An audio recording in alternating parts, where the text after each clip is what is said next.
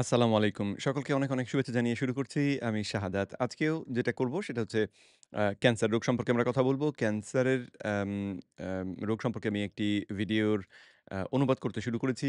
যেখানে professor doctor Thomas সিফ্রিড কথা বলছিলেন ডাক্তার হার্টম্যানের সঙ্গে। তো আ সেই ভিডিওটির আমরা ১৪ মিনিট ৪৫ সেকেন্ড পর্যন্ত অনুবাদ করে দিয়েছিলাম ১ম পর্বে। তো আজকে তার ২য় পর্ব আমরা করব। আম দেখা যাক আমরা আজকে কতটুকু কভার করতে পারি। তো চলুন আর দেরি না করে বিসমিল্লাহ বলে শুরু করে ফেলি। আ যদি এম কারো এই বিষয়ে কোনো প্রশ্ন থাকে তাহলে আম নিচে কমেন্ট করতে ভুলবেন না। আর ভিডিওটি যদি শেষ পর্যন্ত ভালো লাগে তাহলে শেয়ার করতে বা লাইক করতে ভুলবেন না। তাহলে সেটা আ আমার জন্য খানিকটা উপকারী হবে। তো যাই হোক বকবকার না করি চলুন মূল ভিডিওতে ঢুকে পড়ি। We've cleaned up a lot of mess. We've dysregulated growth. The gene mutations are all secondary downstream effects. They're not the cause of this problem. So as long as you keep targeting effects, you're not going to drop the death rate in any significant way. You আমরা এই কথাগুলো আগের পর্বে শুনেছিলাম যেখানে professor doctor Thomas সেফ্রিড পরিষ্কার ব্যাখ্যা করলেন যে, ক্যান্সার রোগের মূল কারণ আসলে জিনগত ত্রুটি তা নয়। জিনগত ত্রুটি থেকে ক্যান্সার হয় এই কথাটি ঠিক নয়, বরং ঠিক উল্টো এবং অর্থাৎ ক্যান্সার হবার কারণে জিনগত ত্রুটি শুরু হয় ক্যান্সার কোষের মধ্যে। তো এই কথার মাধ্যমে উনি অ্যাম আ স যেই বিষয়টি গুরুত্ব দেবার চেষ্টা করছেন সেটা হচ্ছে যে আ এই ভুল ধারণা যে জিনগত ত্রুটি থেকে ক্যান্সার হয়, এই ভুল ধারণা যতদিন আমরা ধরে থাকবো এবং এই ধারণার উপর ভিত্তি করে যে ঔষধগুলো আম উৎপাদন করব, তৈরি করব, আবিষ্কার করব, সেই ঔষধ আসলে সঠিকভাবে যথাযথভাবে আমাদের অসুখ নিরাময়ে কাজ করবে না। কারণ হচ্ছে আমরা ফলাফলটাকে সমাধান করার চেষ্টা করছি। ফলাফলটাকে কারণ ভেবে ভুল করছি। you got to get to the origin of what's going on, and that is a metabolic disturbance. Just as Warburg said, we উনি বললেন যে, আমাদেরকে খুঁজে বার করতে হবে যে মূল কারণটা কি? এবং সেই কারণটি হচ্ছে আসলে আ বিপাকজনিত ত্রুটি, যেটা ডক্টর অটো ওয়ারবার্গ জার্মান বিজ্ঞানী তিনি এই কথা বলে গিয়েছিলেন সেই ১৯২০ এর দশক থেকে শুরু করে তিনি আ বলেছেন। ১৯৫৬ সালে উনি এই বিষয়ে একটি পেপার পাবলিশ করেছিলেন যেখানে এই বিষয়গুলো উনি বেশ ব্যাখ্যা করে দিয়েছিলেন। we've cleaned up a lot of mess.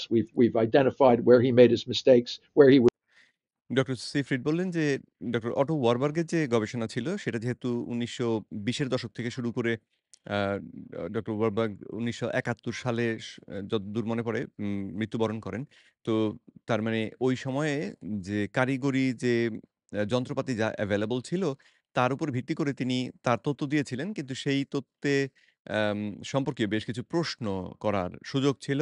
যে প্রশ্নগুলোর জবাব তখন যে যন্ত্রপাতি আমাদের কাছে ছিল বা হাতে ছিল, বিজ্ঞানীদের হাতে ছিল, তার উপর ভিত্তি করে এই প্রশ্নগুলোর জবাব দেয়া যায়নি। ডক্টর টমাস সেফ্রিড বর্তমানে যে আধুনিক প্রযুক্তি, সেটা ব্যবহার করে সেই প্রশ্নগুলোর অনেকগুলোরই সমাধান করেছেন। আ সেখানে কতগুলো যে ভুল ধারণা ছিল সেগুলোকে তিনি শুধরে দিয়েছেন। was right, where he was incorrect. And the situation now, we're at a tipping point in realizing that in order to manage cancer, we have to reevaluate it and consider it as a metabolic disorder. তো এই আ উনার থিওরির মানে auto ওয়ারবার্গের যে original theory তার ভুল ত্রুটিগুলোকে সংশোধন করে এখন ডক্টর সেফ্রিড বলছেন যে উনি এমন একটা অবস্থায় রয়েছে বা উনাদের আ বিজ্ঞানের অবস্থাটা বা এই জ্ঞানের অবস্থাটা এমন একটা জায়গায় রয়েছে যেখান থেকে আসলে ক্যান্সার রোগ সম্পর্কে সকলেরই দৃষ্টিভঙ্গি পরিবর্তন করার প্রয়োজন। আ ক্যান্সার একটি মেটাবলিক রোগ, এই বিষয়টি সকলের বোঝা প্রয়োজন এবং তাহলে হয়তো এটার সমাধান করাটা সহজ হবে। Driven by fermentation, and it can't burn fatty acids or ketones. So the solution cancer আবারও বলি যে প্রধানত ফার্মেন্টেশন বা গাজন প্রক্রিয়ার মাধ্যমে শক্তি উৎপাদন করে এবং সেইভাবেই সে পরিচালিত হয় আ এবং কিটোন বা ফ্যাটি অ্যাসিড ক্যান্সার কোষ ব্যবহার করতে পারে না। to the cancer problem is simultaneously target the only two major fuels that can drive the dysregulated growth. তার মানে ক্যান্সারকে সমাধান করার জন্যে, ক্যান্সারের চিকিৎসা করার জন্যেও সবথেকে কার্যকরী উপায় হবে যে, যেই দুটো আম কি বলে ফিউল বা জ্বালানি ব্যবহার করে ক্যান্সার কোষ শক্তি উৎপাদন করে বেঁচে থাকে, সেই দুটো জ্বালানিকে একত্রে মানবদেহে বা রোগীর দেহে বন্ধ করে দেওয়া। তাহলে খাদ্য না পেলে ক্যান্সার বাঁচতে পারবে না। এবং এই পদ্ধতিটি হবে আসলে অত্যন্ত আম নিরাপদ বা ওই এই যেহেতু এই প্রক্রিয়াটি কোনো রকম বিষ আমাদের শরীরে দিয়ে কোনো কিমোথেরাপির ঔষধ দিয়ে করা হচ্ছে না। সুতরাং দেহটাও নিরাপদ থাকবে। while transitioning the whole body off to fatty acids and ketones, which the tumor cells can't use for energy because the organelle needed to do that is dysfunctional. আর ক্যান্সার আক্রান্ত কোষগুলো যখন আমরা যদি অ্যাম দেহটাকে আম ফ্যাটি অ্যাসিড দ্বারা পরিচালিত করি এবং আম কিটোন দ্বারা পরিচালিত করি, তাহলে দেহের সুস্থ অঙ্গগুলো এই জ্বালানিগুলো ব্যবহার করে চলতে পারবে। কিন্তু ক্যান্সার কোষ সেটা চলতে পারবে না। কারণ ক্যান্সার কোষের ভেতরে মাইটোকন্ড্রিয়া থাকে ক্ষতিগ্রস্ত বা বিকল। আর এই যে দুটো জ্বালানির কথা বললাম যে চর্বি বা ফ্যাটি অ্যাসিড, চর্বিকণা এবং কিটোন এই দুটোকে অ্যা স পুড়িয়ে শক্তি তৈরি করতে মাইটোকন্ড্রিয়া বা সুস্থ মাইটোকন্ড্রিয়া অত্যন্ত জরুরি। সুস্থ মাইটোকন্ড্রিয়া না থাকলে এইগুলো থেকে শক্তি উৎপাদন করা যাবে না। আর ক্যান্সার কোষে যেহেতু সুস্থ মাইটোকন্ড্রিয়া নেই, সুতরাং আমরা যদি আমাদের দেহটাকে এই চর্বিকণা এবং অ্যাম অ্যাম এই কিটোন দ্বারা পরিচালনা করি, তাহলে ক্যান্সার কোষগুলো খাদ্য না পেয়ে, শক্তি ব্যবহারের জ্বালানি না পেয়ে তারা দুর্বল হয়ে পড়বে। আর আমাদের সুস্থ কোষগুলো অ্যাম এ স্বাধীনভাবে বা অত্যন্ত আ সুস্থভাবেই আসলে তাদের কার্যক্রম পরিচালনা করে যাবে। So we now know how to solve or at least manage the disease. তার মানে আমরা এখন জানি যে কিভাবে এই অ্যাম ক্যান্সার সমস্যার সমাধান বা কমপক্ষে এটাকে কিভাবে ব্যবস্থাপনা করা যায়, এটাকে কিভাবে নিয়ন্ত্রণ করা যায়। Recognizing cancer as a metabolic disease is a form of non-toxic management. ক্যান্সারটাকে একটি মেটাবলিক অসুখ বলে স্বীকার করে নেওয়াটা বা বুঝতে পারাটা আসলে একটা নন টক্সিক ম্যানেজমেন্টের উপায়। অর্থাৎ ক্ষতিকর বিষাক্ত কেমিক্যাল ব্যবহার না করে রোগীদের অ্যাম আ এই ক্যান্সারের হাত থেকে মুক্ত করার বা ক্যান্সারটিকে নিয়ন্ত্রণে রাখার একটি উপায়। If it leads to cure, that's we don't know that. All we know is that we know how to now manage it without toxicity. তো এই প্রক্রিয়ায় কি ক্যান্সার আসলে সেরে যাবে? একদম নিরাময় হয়ে যাবে? সে কথা আমরা বলতে পারি না। কিওর শব্দটি তিনি এখানে ব্যবহার করলেন যে কিওর হবে কিনা সেটা আমরা বলতে পারছি না। আম কিন্তু অবশ্যই ক্যান্সারকে ম্যানেজ করার জন্যে এটি অত্যন্ত কার্যকরী একটি উপায়। And that's what will be the future. এবং এই ব্যাপারটি, এই পদ্ধতিটি ভবিষ্যতে আম অ্যা ক্যান্সার চিকিৎসার জন্যে ব্যবহৃত হবে সে ব্যাপারে উনি আশাবাদ ব্যক্ত করলেন আরকি। Now, you mentioned two fermentable foods, glucose, and I think you briefly mentioned glutamine. So, those are the two major molecules that are fermented metabolically in this process, as you understand. Is that those are two fuels you're referring Yeah, to? there are two. তো doctor হার্টম্যান জিজ্ঞেস করলেন যে আ উনি যেই দুটো জ্বালানি cancer ব্যবহার করতে পারে তাদের একটার নাম হচ্ছে গ্লুকোজ এবং দ্বিতীয়টির নাম হচ্ছে গ্লুটামিন। তো এই দুটোর কথাই তিনি বললেন কিনা সেটা আবার দ্বিতীয়বার জিজ্ঞেস করলেন। Right, and people know glucose. It's sugar. It's basically table sugar is fructose and glucose, and when doctor Seyfried বললেন যে হ্যাঁ, উনার যে উনি আসলে সঠিকভাবেই বুঝেছেন এবং তারপরে একটু ব্যাখ্যা করছেন যে গ্লুকোজটা হচ্ছে একটা চিনি। এটা আ আমরা যে টেবল সুগার যেটা খাই, বাজার থেকে যে কিনে আনা চিনি খাই, আমাদের গুড় যেটা, এইগুলোর মধ্যে থাকে এগুলো হচ্ছে সুক্রোজ বলা হয়। সুক্রোজের মধ্যে একই সঙ্গে ফ্রুক্টোজ এবং গ্লুকোজ দুটো সমান মাত্রায় থাকে। অর্থাৎ বাজার থেকে কেনা সাদা চিনির মধ্যে প্রতিটি অণুতে, সাদা চিনির প্রতিটি অণুতে ১ অণু থাকে গ্লুকোজ, আরেক অণু থাকে fructose. you take table sugar in, you break it down to these two molecules, one half of which is glucose and the other half of which is fructose. এই চিনিটা আমরা খেয়ে ফেললেই সঙ্গে আমাদের পেটের মধ্যে যে এনজাইম রয়েছে, সেই এনজাইমগুলো এই চিনিটাকে সুক্রোজ অণুটাকে কেটে ২ ভাগ করে ফেলে। তাতে একটা হয় গ্লুকোজ এবং অন্যটা হয় fructose. It's sweet.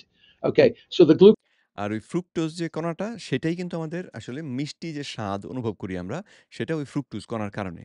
Glucose is fully oxidized in the mitochondria to produce CO2 and water. এই গ্লুকোজ যেটা, সেটা কিন্তু আমাদের মাইটোকন্ড্রিয়া, যদি মাইটোকন্ড্রিয়া সুস্থ হয় তাহলে তার ভেতরে পুরোপুরি অ্যাম এটাকে অক্সিডাইজড করে অথবা পুরোপুরি পুড়িয়ে, সহজ কথায় বলতে হবে পুড়িয়ে আম পানি এবং কার্বন ডাই অক্সাইড উৎপাদন হয়। In our normal cells. But in the cancer cell, it's taken in and produces large amounts of lactic acid. তো এই ঘটনাটি ঘটে আমাদের সুস্থ কোষগুলিতে। আর ক্যান্সার সেল, যদি ক্যান্সার আক্রান্ত কোষ যখন এই গ্লুকোজকে নিয়ে শুষে নেয়, তখন সে প্রচুর পরিমাণে ল্যাকটিক অ্যাসিড উৎপাদন করে এবং সঙ্গে এটিপি উৎপাদন করে, কিন্তু এটিপির মাত্রা থাকে অনেক কম। আ এইখানে সেটা উল্লেখ করেননি তিনি, কিন্তু অন্য একটি আলোচনাতে এই কথা এসেছে যে আম ১ কণা বা ১ অণু গ্লুকোজ থেকে আমাদের মাইটোকন্ড্রিয়ার ভেতরে যখন সেটা পুড়িয়ে শক্তি উৎপাদন করা হয়, তখন সেখান থেকে প্রায় আ 36 কণা এটিপি পাওয়া যায়। কিন্তু যখন এটা ফার্মেন্টেশন প্রক্রিয়ার মাধ্যমে ক্যান্সার কোষ যখন এটাকে ব্যবহার করে, তখন সে মাত্র ২ কণা এটিপি পায়। আর বাকিটা হয় ল্যাকটিক অ্যাসিড এবং অন্যান্য জিনিস। অর্থাৎ এটা অপচয় হিসেবে যায়। So, but it gets the energy. ATP is generated in the cytoplasm of the cell using তো এই প্রক্রিয়া, এই ফার্মেন্টেশন এর যে প্রক্রিয়া, এই প্রক্রিয়ায় যে ২ অণু আম এটিপির কথা বললাম। তো ২ অণু এটিপি পেলেও কোষ তাহলে শক্তি পেয়ে গেল। তার কাজ করার জন্যে যে শক্তি দরকার, সেই শক্তি পেয়ে গেল। এবং এই এটিপিটা তৈরি হয় আসলে সাইটোপ্লাজমের মধ্যে। এটা মাইটোকন্ড্রিয়ার মধ্যে হয় না। কোষের ভিতরের যে মাইটোকন্ড্রিয়া তার মধ্যে হয় না, বরং কোষের ভেতরের সাইটোপ্লাজম এর মধ্যে এই ঘটনাটি ঘটে। using glucose. It's called lactic acid fermentation with glucose as the predominant fuel. And the other fuel তো ক্যান্সারের ক্ষেত্রে এটাকে বলা হয় যে অ্যাম অ্যা গ্লুকোজ হচ্ছে এটার প্রধান অ্যাম খাদ্য, প্রধান জ্বালানি, যেখান থেকে অল্প এটিপি এবং সঙ্গে ল্যাকটিক অ্যাসিড উৎপাদন হয়। of course, is glutamine. Now, glutamine is very interesting. অন্য যে জ্বালানির কথা আমরা বলব বা উনি মেনশন করেছেন সেটি হচ্ছে গ্লুটামিন। এবং তিনি বললেন যে গ্লুটামিনটা আসলে খুব ইন্টারেস্টিং, অর্থাৎ গ্লুটামিনটা অত্যন্ত সহজ নয়। এটাকে নিয়ন্ত্রণ করাটা একটুখানি জটিল। It's the highest. All of us. If we do a blood work, we find in our blood glutamine is the most abundant amino acid in our bloodstream. এই গ্লুটামিনটা হচ্ছে আমাদের দেহের মধ্যে যদি আমরা রক্ত পরীক্ষা করাই তাহলে দেখতে পাবো যে সবথেকে বেশি অ্যা যে অ্যামিনো অ্যাসিড আমাদের দেহের মধ্যে থাকে সেটাই হচ্ছে আসলে glutamine. And it's used for the health of our gut. It's used predominantly for our immune system uses glutamine. এই গ্লুটামিন আমাদের গাট বা আমাদের অন্ত্রে, পাকস্থলীর পরে যে অন্ত্রের মধ্যে খুব সাংঘাতিকভাবে ব্যবহৃত হয়। অর্থাৎ অন্ত্রের স্বাস্থ্য সুরক্ষায় এই গ্লুটামিনটা অত্যন্ত গুরুত্বপূর্ণ ভূমিকা রাখে এবং আমাদের ইমিউন সিস্টেম বা রোগ প্রতিরোধ ব্যবস্থার ক্ষেত্রেও এই গ্লুটামিনটা অত্যন্ত গুরুত্বপূর্ণ ভূমিকা রাখে। And the urea cycle, and it's a very, very valuable and important amino acid. আমাদের ইউরিয়া সাইকেল যেটা, সেখানেও এই গ্লুটামিনের ব্যবহার হয়। অর্থাৎ এই অ্যামিনো অ্যাসিডটা আমাদের দেহের জন্যে অত্যন্ত গুরুত্বপূর্ণ একটি অ্যামিনো অ্যাসিড। অ্যামিনো অ্যাসিড হচ্ছে যখন আমরা আমিষ জাতীয় খাবার খাই, সেই খাবারগুলো আম হজমের পরে ভেঙে ভাঙতে শেষে গিয়ে অ্যামিনো অ্যাসিডে রূপান্তর হয়। আর ওই অ্যামিনো অ্যাসিডগুলো দিয়ে আমাদের দেহ আবার প্রয়োজনে তার দরকার মতন নতুন প্রোটিন বা আমিষ তৈরি করে নিতে পারে।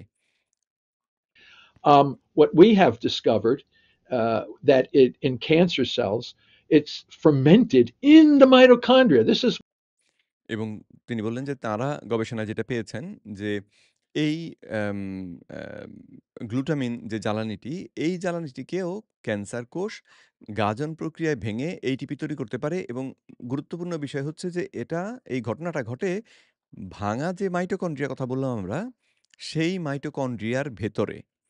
তো ATP ওই গ্লুকোজটা ব্যবহৃত হচ্ছে মাইটোকন্ড্রিয়ার বাইরে প্লাজমের মধ্যে। আর গ্লুটামিনটা চলে যাচ্ছে মাইটোকন্ড্রিয়ার ভেতরে। যদিও মাইটোকন্ড্রিয়াটা পুরোপুরি কার্যক্ষম নয়, কিন্তু এর মধ্যে গ্লুটামিনটাকে ব্যবহার করে এই গাজন প্রক্রিয়ায় শেষ ATP তৈরি করতে পারে। what has confused the field for so long. আর এই কথাটি আসলে অ্যাম এই ক্যান্সার জগৎকে বা ক্যান্সার নিয়ে যারা গবেষণা করেন, ক্যান্সার গবেষকদেরকে বহু বছর ধরে বিভ্রান্ত করে রেখেছিল। কারণ বুঝতে পারছেন যে একদিকে ডক্টর ওয়ারবার্গ দাবি করেছিলেন যে মাইটোকন্ড্রিয়া ভাঙা বিকল। অথচ এই গবেষকরা দেখেছেন যে আ মাইটোকন্ড্রিয়া থেকে ATP তো উৎপাদন হচ্ছে। তো তাহলে সেটা ভাঙা হলো কি করে? এইরকম তাদের প্রশ্ন ছিল।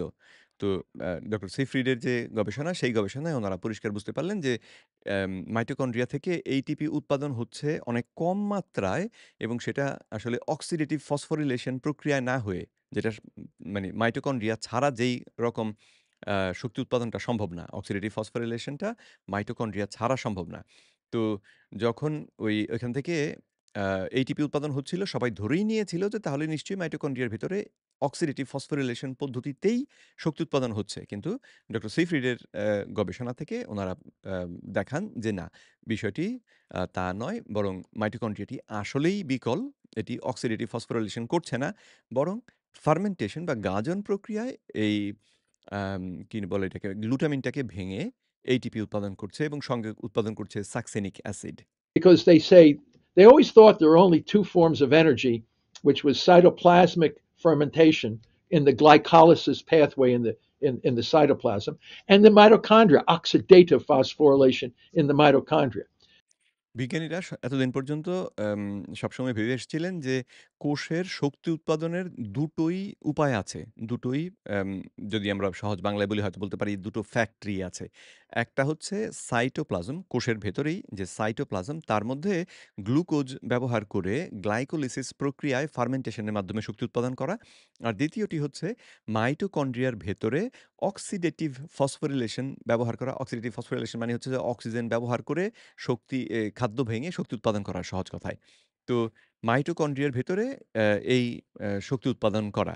তো এর বাইরে যে কিছু থাকতে পারে এটা বিজ্ঞানীদের জানা ছিল না।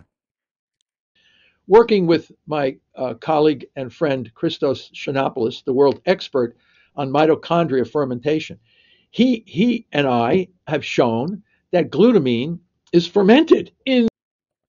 তো তিনি উনার কলিগ এবং বন্ধু ক্রিস্টোস সেনাপোলিস নামে একজন প্রফেসর। তার যিনি মাইটোকন্ড্রিয়ার ভেতরে যে কার্যক্রম ঘটে বা কাজকর্মগুলো ঘটে, অর্থাৎ উনি হচ্ছেন মাইটোকন্ড্রিয়া বিষয়ে বিশেষজ্ঞ এবং পৃথিবীতে উনার মতন মাইটোকন্ড্রিয়া সম্পর্কে উনার মতন জ্ঞানী লোক খুব বেশি নেই। তো সেই ক্রিস্টোস সেনোপোলিস এবং ডক্টর সেফ্রিড দুজনে মিলে দুজনের কাজকে একত্র করে ওনারা আবিষ্কার করেন যে মাইটোকন্ড্রিয়ার ভেতরে আসলে গ্লুটামিনকেও ফার্মেন্টেশন প্রক্রিয়ায় ব্যবহার করে শক্তি উৎপাদন করা সম্ভব। তাহলে এটি হচ্ছে তৃতীয় একটি উপায়। গ্লাইকোলিসিস আম সাইটোপ্লাজমে, তারপরে অক্সিডেটিভ ফসফোরিলেশন মাইটোকন্ড্রিয়ার ভেতরে এবং তৃতীয় উপায়টি হলো মাইটোকন্ড্রিয়ার ভেতরেই fermentation. The very organelle that should be doing oxidative phosphorylation. this is the Hmm. this is the new thing. So a fuel that was formerly thought to be oxidized is actually fermented in the very organelle that should be doing oxidative phosphorylation. তো অ্যা যেই অঙ্গটি আ অক্সিজেনকে ব্যবহার করে শক্তি উৎপাদনের কাজ করে mitochondria, তার ভেতরেই যে আবার এই ফার্মেন্টেশন ও হওয়া সম্ভব এটি যেহেতু বিজ্ঞানীদের জানা ছিল না, সেই কারণে বিজ্ঞানীরা এতদিন পর্যন্ত মনে করছিলেন যে অটো ওয়ারবার্গের থিওরি সঠিক নয়। কারণ আমরা দেখতে পাচ্ছি মাইটোকন্ড্রিয়া থেকে ATP বেরিয়ে আসছে। যেটা তাদের মতে যেহেতু মাইটোকন্ড্রিয়ার ভিতরে অ্যাম ATP উৎপাদন করতে গেলে অক্সিডেটিভ ফসফোরিলেশন ছাড়া আর কোনো উপায় তাদের জানা ছিল না। সুতরাং তারা ধরে নিয়েছিলেন যে মাইটোকন্ড্রিয়াটি তাহলে ওই প্রক্রিয়াতেই ATP উৎপাদন করছে। সুতরাং ডক্টর অটো ওয়ারবার্গের যে দাবি যে মাইটোকন্ড্রিয়া এখানে বিকল বা ত্রুটিযুক্ত সেই দাবি তখন তারা মানতে পারেননি। কারণ তারা দেখেছেন ATP তো বেরিয়ে আসছে। ভেতরে যে ঠিক কি হচ্ছে সেটা তাদের জানা ছিল না, যেটা ডক্টর টমাস সিফ্রিড এবং উনার কলিগ যে ক্রিস্টোস সেনোপোলিস এই দুজনে মিলে বিষয়টিকে গবেষণা করে এই বিষয়টিকে আম আম আবিষ্কার করে। So, and this has been a conundrum in the field for more a century now, 100 years. আর এই যে বিভ্রান্তিটা বা এই যে সমস্যাটা, এই সমস্যাটা এই ক্যান্সার জগতে প্রায় গত ১০০ বছর ধরে আম বা শতবর্ষ ধরে বিজ্ঞানীদেরকে বিভ্রান্ত করে রেখেছিল। So we have cleared this up. And now we know that this big second fuel, together with glucose, are powerfully synergistic. They drive all of the metabolic necessities for the cancer cell. এবং তারা এখন জানেন যে এই দুটো জ্বালানিই আসলে একে অপরের সঙ্গে মিলেমিশে কাজ করে ক্যান্সারকে বাঁচিয়ে রাখা এবং তার যে বৃদ্ধি সে বিষয়টি নিশ্চিত করে। তো সেজন্যই এই কথাটি আমি আরেকটু জোর দিয়ে বলি যে, এই দুটো খাবারই কিন্তু ক্যান্সারকে বাড়তে সহায়তা করে। তার মানে যদি আমরা একটা খাবারকে গ্লুকোজকে শুধু বন্ধ করে দেই, তাহলেও ১০০ ভাগ ফল পাবো না। কারণ ক্যান্সার কোষ তখন গ্লুটামিন ব্যবহার করে শক্তি উৎপাদন করতে পারবে। আবার শুধু গ্লুটামিনকে যদি বন্ধ করে দিই, কিন্তু গ্লুকোজ থাকে, তাহলেও কাজ হবে না। কারণ অ্যাম অ্যা যেহেতু গ্লুকোজ ভাঙিয়ে ক্যান্সার কোষ শক্তি উৎপাদন করতে পারছে, সুতরাং গ্লুটামিনটাকে বন্ধ করে দিলে তার তো শক্তির অভাব বিশেষ পড়ছে না। তাই না? তো অ্যা এই বিষয়টি আপনাদেরকে বুঝিয়ে রাখলাম আগে থেকেই। And once you know that, now you know what the beast eats, and now you know how to kill it. তো এই তথ্যটি বুঝতে পারলে আমরা তখন জানলাম বা আমরা বুঝতে পারি যে এই জানোয়ার বা এই জন্তুটি, এই দৈত্যটি আসলে কি খেয়ে বাঁচে। সুতরাং তাকে হত্যা করার, তাকে ধ্বংস করার উপায় এখন তাহলে আমাদের সামনে খোলাসা হয়ে যায়। And the problem is nobody's using this. Nobody even understands basically what I just said. দুঃখজনক ব্যাপার যেটা বা অসুবিধা যেটা বা সমস্যা যেটা সেটি হচ্ছে যে উনি এই যে যে তথ্যটি আমাদের সামনে উপস্থাপন করলেন, যে ব্যাখ্যাটি আমাদের সামনে দিলেন, এই ব্যাখ্যা কেউই শুনছে না। এই ব্যাখ্যা অনুযায়ী বা কোনো ক্যান্সার হাসপাতাল এই ব্যাখ্যাটাকে ব্যবহার করে চিকিৎসার চেষ্টা করছে না। যেটা অত্যন্ত দুঃখের ব্যাপার। ক্যান্সার রোগীদের জীবন মরণের প্রশ্ন। অথচ ক্যান্সার হাসপাতালগুলো এই তথ্যকে অ্যা বুঝে তারপরে রোগীদেরকে বুঝিয়ে দিয়ে তারপরে যে চিকিৎসার জন্যে এই পদ্ধতিটাকে ব্যবহার করবেন, সেটা কেউ করছেন না। Yeah. So I'm going to dive into the fasting and the glucose stuff here a little bit because that's been really popular in the media between interval fasting and water fasting and elite athletes and biohacking and stuff. But the glucose তো doctor হার্টম্যান বললেন যে তিনি অ্যাম উপোস করা এবং glucose নিয়ন্ত্রণ করা, intermittent fasting বা ওয়াটার ফাস্টিং এর মাধ্যমে ক্যান্সারকে নিয়ন্ত্রণ করার যে বিষয়গুলো, সেগুলো নিয়ে তিনি একটু আলোচনা করবেন, একটু গভীরভাবে জানতে চান। তো তারপরে তিনি গ্লুটামিন সম্পর্কে কি একটা বলতে চাচ্ছেন, চলুন শুনি। glutamine thing is a relatively new concept. How do you actually address that since you need glutamine to make glutathione, you need it for your gut lining, you need it for so many important things like তো তিনি বললেন যে, গ্লুকোজকে না হয় নিয়ন্ত্রণ করার উপায় আমাদের আমরা ওই উপোসের মাধ্যমে বা আম আ ওয়াটার ফাস্টিং এর মাধ্যমে করতে পারি হয়তো। কিন্তু গ্লুটামিনটার ব্যাপারে আমরা কি করতে পারি? গ্লুটামিনটা তো আমাদের দেহের জন্যই প্রয়োজন। আমাদের আম গাট লাইনিং বা আমাদের অন্ত্রের ভেতরের যে পর্দাটা, সেই পর্দার যে কোষগুলো তৈরি হয়, সেই কোষের তৈরি করার জন্যে গ্লুটামিনটা অত্যন্ত গুরুত্বপূর্ণ ভূমিকা রাখে। তারপরে ইমিউন সিস্টেমের জন্যে তিনি বললেন, ইমিউন সিস্টেমের কথা বললেন না, আরেকটা কি বললেন? glutamine to make glutathione, you need it for your gut lining, you need it for so many important things like গ্লুটাথায়োনের কথা তিনি বললেন, যেটা কিনা এক ধরনের অ্যান্টি-অক্সিডেন্ট আসলে। তো আ এই এত রকম জিনিসের জন্যে আমাদের গ্লুটামিনটা প্রয়োজন। তো তাহলে যদি আমরা মূলত তিনি যেটা বলার চেষ্টা করছেন যে, যদি আমরা গ্লুটামিনটাকে বন্ধ করে দিই, তাহলে তো আমাদের দেহটাই বিপদের মধ্যে পড়বে, তাই না? তো সেক্ষেত্রে কিভাবে এই বিষয়টাকে অ্যাড্রেস করা যায়? তো চলুন বাকি প্রশ্নটা শুনি। like how do you actually focus on either decreasing the body's how do you address that since that's something you absolutely Yeah. need versus Well, glucose you don't that's why. absolutely need. Yeah, that, তো হ্যাঁ, প্রশ্ন তিনি সেটা করলেন যে তাহলে এই গ্লুটামিনটাকে আমরা কিভাবে নিয়ন্ত্রণ করব? কারণ গ্লুটামিনটা আমাদের দেহের জন্যেও অত্যাবশ্যক। আমাদের দেহের জন্যেও এটা থাকতেই হবে। তাহলে এটা যদি বন্ধ করে দিই তাহলে তো আমাদের দেহে ক্ষতি হওয়ার সম্ভাবনা বাড়বে, তাই না? তো তাহলে ক্যান্সারকে নিয়ন্ত্রণ করার জন্যে আমরা কি করতে পারি? যে ক্ষেত্রে দেহটাও হয়তো ক্ষতি থেকে বাঁচলো অথচ ক্যান্সারকেও আমরা দমন করতে পারলাম। that's why we developed the Press Pulse therapeutic strategy for cancer management. তো তার জবাবে ডক্টর সেফরিড বললেন যে সেজন্যই তিনি প্রেস পালস নামে যে আ থেরাপিউটিক স্ট্র্যাটেজিটা বা চিকিৎসা কৌশল সেটাকে প্রস্তাব করেছেন। তো প্রেস পালস ধারণাটি হচ্ছে প্রেস শব্দটা যেমন বুঝতে পারছেন যে একটা চাপ দেয়া এবং পালস মানে হচ্ছে মাঝে, মাঝে আবার আঘাত করা। তো বিস্তারিত উনি এখন বলবেন কিন্তু আমি জাস্ট বাংলায় আপনাদেরকে বুঝিয়ে রাখার চেষ্টা করছি যে প্রেস আইডিয়াটি হচ্ছে যদি রোগীকে কিটোজেনিক ডায়েট অথবা উপোস ইত্যাদির মাধ্যমে তার রক্তের গ্লুকোজটাকে কমিয়ে রাখা যায় এবং যেহেতু গ্লুকোজ কমানোটা তুলনামূলকভাবে সহজ সেই কারণে গ্লুকোজটাকে সবসময়ই কমিয়ে রাখতে হবে। আর গ্লুকোজ আম আমাদের বাইরে থেকে খাবার যেহেতু কোনো প্রয়োজন নেই, আমাদের প্রয়োজনে আমাদের লিভার নিজেই যতটুকু গ্লুকোজ প্রয়োজন সেটাকে তৈরি করতে পারে। সুতরাং বাইরে থেকে খাবার দরকার নেই। তার মানে গ্লুকোজটাকে যদি আমরা কমিয়ে রাখতে পারি, এটা ক্যান্সার কোষের জন্য একটা সার্বক্ষণিক চাপ। এটাকেই উনি উনার প্রেস পালস থেরাপির ওই প্রেস অংশটা বলেন যে, আমি অ্যা দেহটাকে গ্লুকোজ মুক্ত রাখলে ক্যান্সার কোষগুলো সার্বক্ষণিক একটা চাপের মধ্যে থাকবে।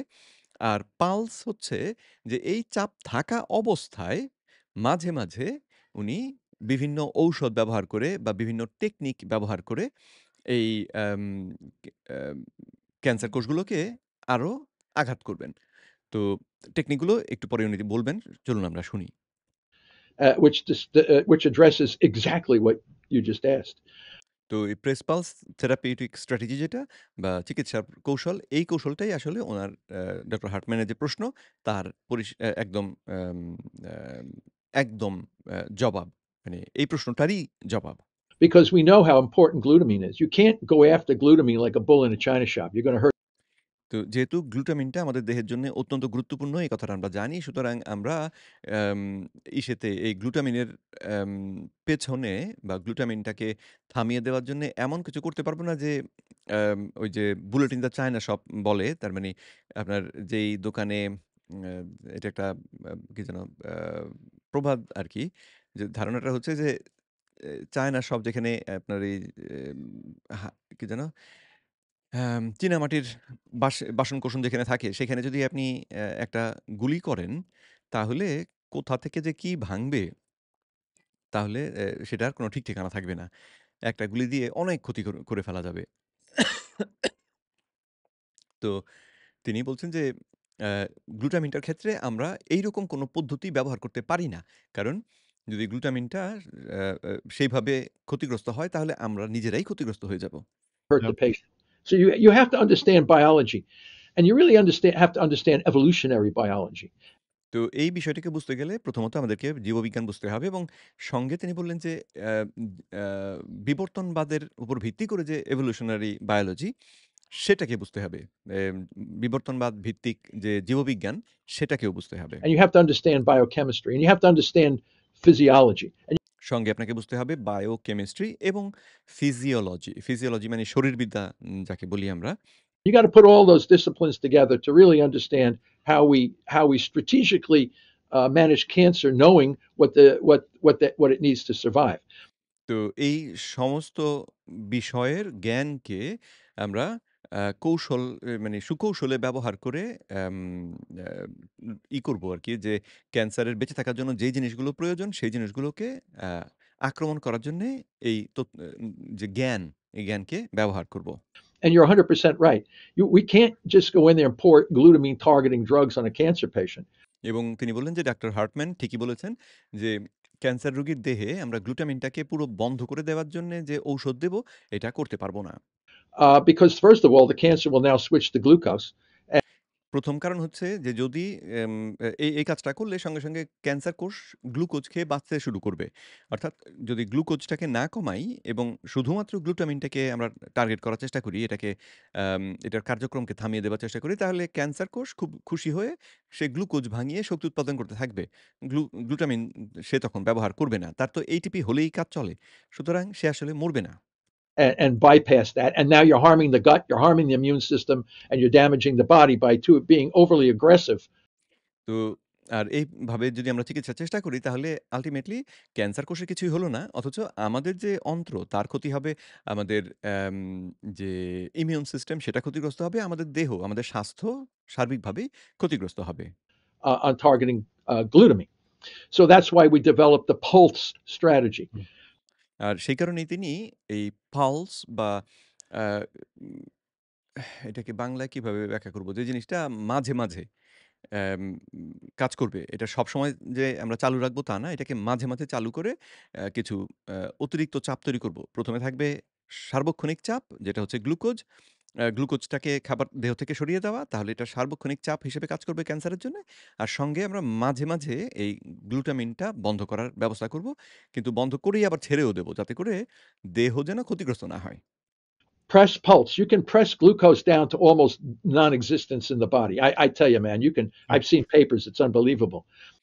গ্লুকোজটাকে যদিও অনেকে মনে করেন গ্লুকোজ ছাড়া মানুষ বাঁচবে না ইত্যাদি, ইত্যাদি বিভিন্ন রকম কথা এবং দেহের মধ্যে কিছু কোষ রয়েছে যেগুলো গ্লুকোজ থেকেই শক্তি উৎপাদন করতে পারে। এই বিষয়গুলো আমাদের জানা। কিন্তু ডক্টর সিফ্রিড বললেন যে উনি এইরকম গবেষণা দেখেছেন যেখানে গ্লুকোজটাকে অকল্পনীয় মাত্রায় নামিয়ে অকল্পনীয় কম মাত্রায় নামিয়ে ফেলার পরেও মানুষ বেঁচে ছিল এবং স্বাভাবিক ছিল। আম তো তিনি সে কথা উল্লেখ করলেন যে তার মানে আমরা গ্লুকোজটাকে কমানোর ব্যাপারে অত্যন্ত অ্যাগ্রেসিভলি খুব আক্রমণাত্মকভাবেই গ্লুকোজটাকে কমিয়ে আনার কাজ করতে পারি। যেটা আমাদের জন্য খুব ভীতিকর বা ক্ষতিকর নয়। By the work of Drenick and others. So listen, তিনি এক্ষেত্রে ডক্টর ড্রেনিকের নাম উল্লেখ করলেন, যিনি এই গবেষণাগুলো করেছিলেন। সেই গবেষণাটা ছিল এরকম যে, আ উনি মেডিকেল কলেজের অত্যন্ত মোটা দেখে কয়েকজন ছাত্রছাত্রীকে এই গবেষণার অংশ হিসেবে নিয়েছিলেন। নিয়ে তাদেরকে ২১ দিন না খাইয়ে রেখেছিলেন। ২১ দিন না খাইয়ে শুধু পানি, লবণ ইত্যাদি খাইয়েছিলেন কিন্তু কোনো খাবার দেননি। তখন তাদের রক্তে দেখা গেল যে গ্লুকোজের মাত্রা কমে গিয়েছে আর কিটোনের মাত্রা বেড়ে গিয়ে প্রায় ৬-৭ মিলিমোল এইরকম মাত্রায় পৌঁছে গিয়েছে। তো রক্তে গ্লুকোজ আছে ধরেন আপনার ৫ মিলিমোল আর এদিকে অ্যাম কিটোন আছে ৬ বা ৭ মিলিমোল। এই অবস্থায় এই রোগীদেরকে তিনি ইনসুলিন ইনজেকশন দেন। ইনসুলিন ইনজেকশন দেয়াতে তাদের গ্লুকোজটা নেমে আসে ০.৫ মিলিমোলে। কারো, কারো ক্ষেত্রে সেটা ০.৫ মিলিমোলে নেমে আসে। যেটা কিনা বর্তমান মানে আমাদের বর্তমান অ্যাম আ যে জ্ঞান, সেই জ্ঞানে কারো যদি চিনির মাত্রা ৩ এ নামে তাহলেই ডাক্তাররা ধরে নেন যে এই রোগীর তো সর্বনাশ। এ তো বাঁচবে না। হাইপোগ্লাইসেমিয়া যে আমরা বলি, সেই ঘটনাটা এইরকম জায়গায় হয়ে থাকে। অথচ ডক্টর ড্রেইনিক যখন রোগীর রক্তে যখন কিটোন বেড়েছিল, সেই অবস্থায় এই গ্লুকোজের মাত্রাকে ০.৫ মিলিমোলে নামিয়ে আনতে সক্ষম হয়েছিলেন। তারপরেও তার যে অ্যা অংশগ্রহণকারী যে অ্যাম আ গবেষণায় অংশগ্রহণকারী যারা ছিলেন, তারা দিব্যি ভালো ছিলেন। তাদেরকে দিয়ে তখন বিভিন্ন রকম পরীক্ষা-নিরীক্ষা তিনি করেন। তারা অঙ্ক করতে পারছে কিনা, কথা ঠিক মতন বুঝতে পারছে কিনা। দেখা যায় তারা একদম নরমাল ছিলেন। when you push glucose down to really low levels, yes, you have gluconeogenesis. Your liver can make some small amount of glucose when you need it. Who's the hog taking the glucose from the rest of the cells? It's the brain.